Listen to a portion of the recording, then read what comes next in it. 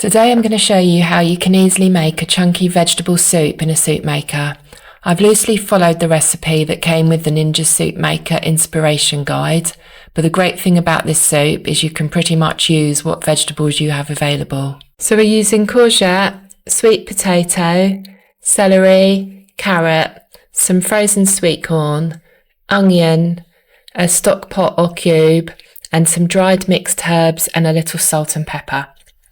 All the ingredients are listed in the description down below, or you can find them over on Liana's kitchen. So I prepared the vegetables by slicing the courgette and then cutting them in the slices into quarters.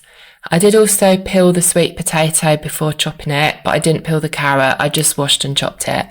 Now all that's left to do is add all the ingredients to the soup maker jug. So I like to add the stock pot or cube directly on top of the ingredients, and then I just add hot water straight from the kettle to the jug. I know some people prefer to make the stock up separately, or they just add cold water directly to the soup maker. It's up to you which one you prefer.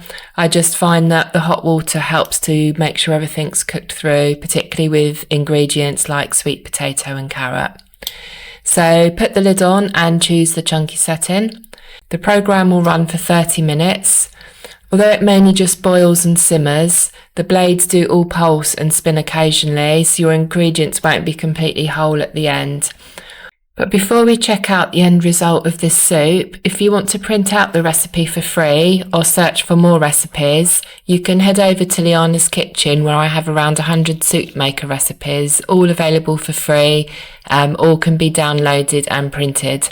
If you're enjoying this recipe, I'd really appreciate it if you could please like and subscribe to my channel. It really helps small channels like mine get seen a bit more.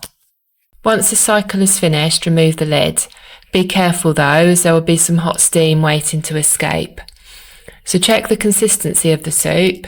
If you're happy with it, you're ready to serve it.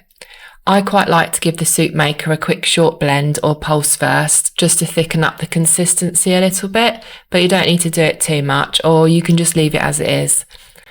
So I hope you've enjoyed this soup maker recipe. If you want more recipes, do let me know in the comments which one you want me to make next, and don't forget to like and subscribe down below.